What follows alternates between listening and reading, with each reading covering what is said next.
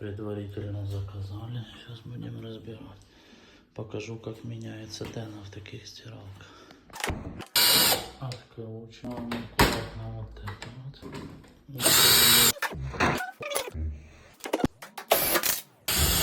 Открываем крышку. Вот она находится. Так, вот.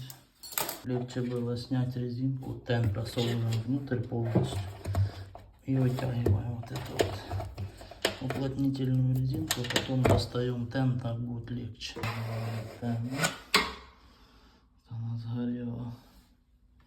Обов'язково вдягаем цю фигню, монтируем все обратно.